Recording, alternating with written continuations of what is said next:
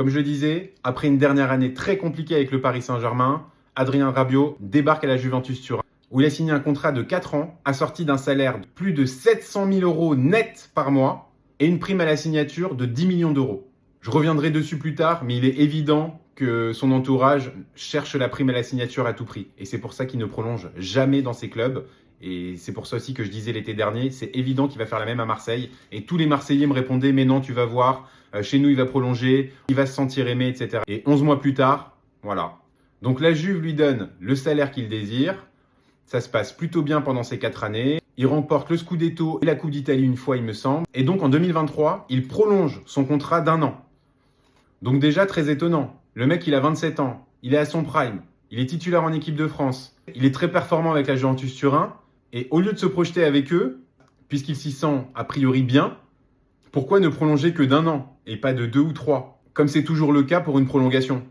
Parce que ça oblige et le club et le joueur à se remettre en négociation dès l'année d'après. Donc en général 6 mois plus tard. Ça arrange personne. Mais lui, il a voulu faire ça. Donc ça a laissé supposer déjà que quand il prolonge son contrat en 2023, il avait déjà dans l'idée de se casser libre en 2024. Pas forcément pour aller à Marseille, j'imagine, dans sa tête, mais en tout cas pour pouvoir partir et faire ce qu'il voulait, plus toucher une prime à la signature. Ça se passe exactement comme ça devait se passer, c'est-à-dire que la saison se passe bien. Là, la Juve retoque à la porte 6 mois plus tard pour sa nouvelle prolongation de contrat. Mais là, par contre, il se heurte à un mur appelé Véronique Rabiot. Donc là, la Juve lui propose un contrat magnifique avec 2 ans plus une année supplémentaire en bonus. Un salaire de 7,5 millions net par an, ce qui correspond même à une légère augmentation par rapport aux 7 millions qu'il touchait jusque-là. En plus, la Juventus lui promet de faire de lui son capitaine, ce qui franchement n'est pas rien dans un club historique comme la Juventus Turin. On pense à tous les grands capitaines qui sont passés par là. Honnêtement, je vois pas beaucoup de joueurs sur Terre capables de refuser cette offre.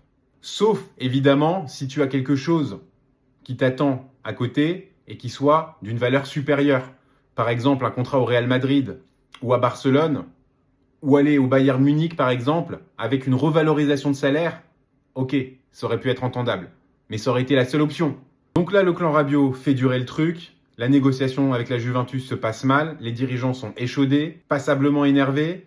Ils n'arrivent pas à trouver d'accord avec le joueur et donc comprennent au milieu de l'été 2024 qu'ils vont devoir se séparer de lui pour des raisons qui, d'après le clan Rabiot, sont uniquement contractuelles. Donc nous, en tant qu'amateurs de foot, on voit tout ça de l'extérieur.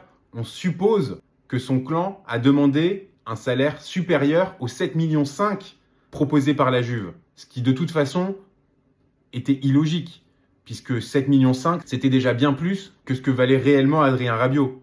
Donc c'est vrai qu'à ce moment-là, il y a déjà une incompréhension, et de la part des supporters, mais aussi des amateurs de foot tout court, quoi. Mais on part du principe qu'il va sûrement signer dans un grand club européen qui joue la Ligue des Champions et qui va sûrement lui permettre de passer un step en termes de carrière.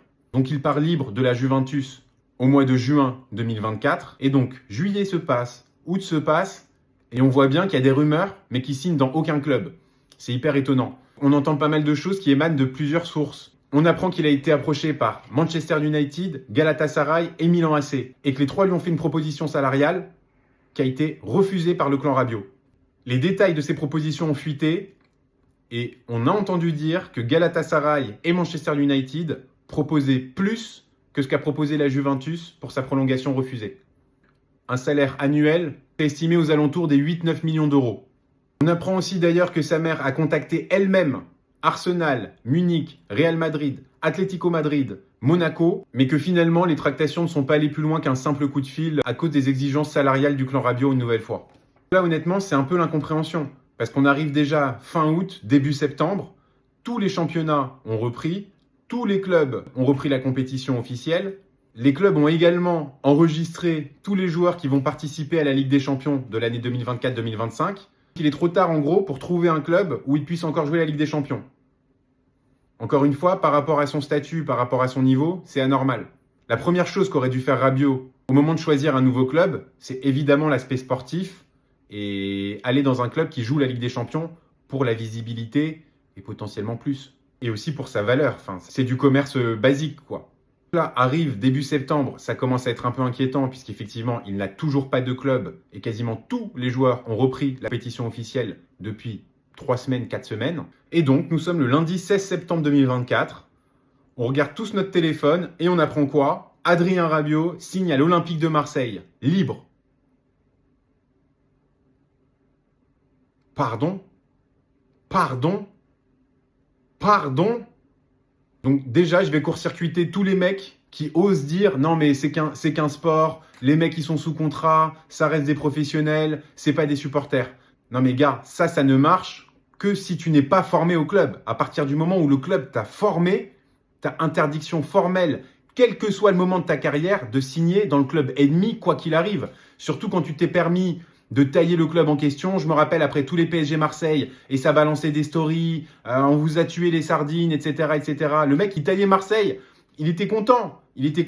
Je pourrais même pas vous dire la sensation que ça a été de voir ce Titi parisien sur le vieux port avec l'écharpe de ce vieux club-là autour du cou, alors que j'ai des flashbacks tout de suite de dizaines de moments où le mec, il insulte les Marseillais, il les taille dans ses stories, il les chambre parce que 10 défaites d'affilée. Enfin, je veux dire, le mec, il est carrément pro Paris Saint-Germain à ce moment-là. Qu'on soit d'accord. À aucun moment, il fait état de oui, moi j'aimais bien Marseille quand j'étais jeune. Non, il a toujours dit que c'était le Paris Saint-Germain, à rien d'autre. Franchement, mais quelle honte. Mais quelle honte. Après tout ce qu'on a fait pour toi, tout ce qu'on t'a donné, c'est grâce à nous que t'es professionnel. C'est grâce à nous que t'es en équipe de France. C'est sûrement grâce à nous que tu as ce talent-là parce que notre formation était très très bonne à l'époque aussi. En plus, tu signes chez eux alors que tu es quasiment à ton prime. Tu sais que tu vas leur apporter quelque chose sportivement. Donc ça pour moi c'est un deuxième affront. Tu signes pas en fin de carrière, 34 ans. Tu sais pas si tu vas pouvoir enchaîner les matchs, tout ça. Non. Tu signes pour leur amener quelque chose sportivement. Donc en gros pour nous faire de l'ombre dans le championnat de France. Tout ça pour une histoire de guéguerre entre ton agent et le club, pour une histoire de prolongation parce que le salaire qu'on te proposait, tu estimais qu'il n'était pas suffisant. Donc, juste pour ça, maintenant, tu viens te venger pas seulement des dirigeants, mais aussi des supporters.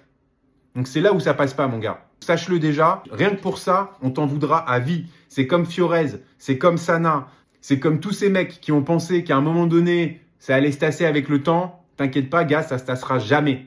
Donc le mec, il signe libre, tranquille. Évidemment, primé la signature parce que c'est son mode opératoire, hein, ça on l'a bien compris.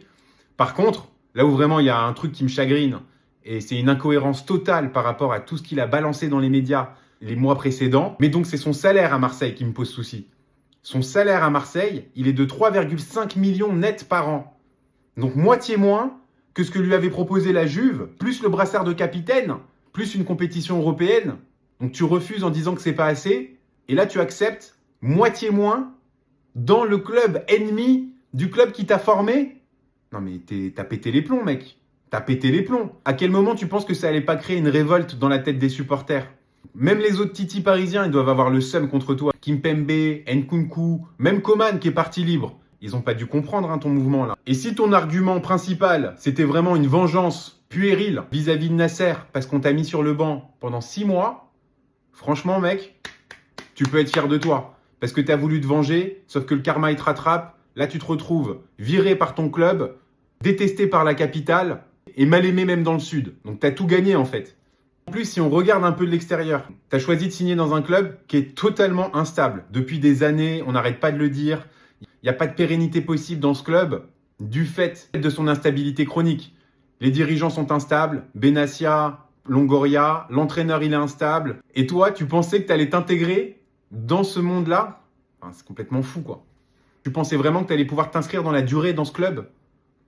Et d'ailleurs, l'autre gros transfert du mercato marseillais l'été 2024, c'était Greenwood. Encore un mec à problème.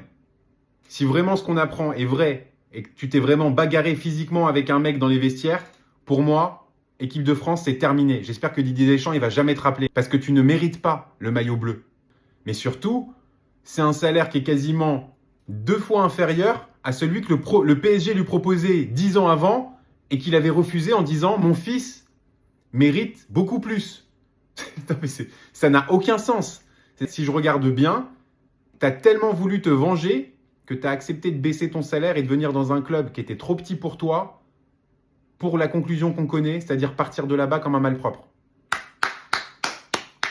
Félicitations Adrien. On voit que ça se termine comme ça pour toi là-bas après seulement 11 mois. Et si j'ai un seul conseil à te donner, Adrien, c'est le même depuis 15 ans, change d'agent. Et c'est quand même fou parce que le mec est passé d'être un potentiel talent générationnel à l'ennemi public numéro 1. Te connaissant, j'ai même peur que ça suffise pas à te remettre en question. L'avenir nous le dira. N'hésitez pas à me dire ce que vous en pensez dans les commentaires et pensez également à vous abonner.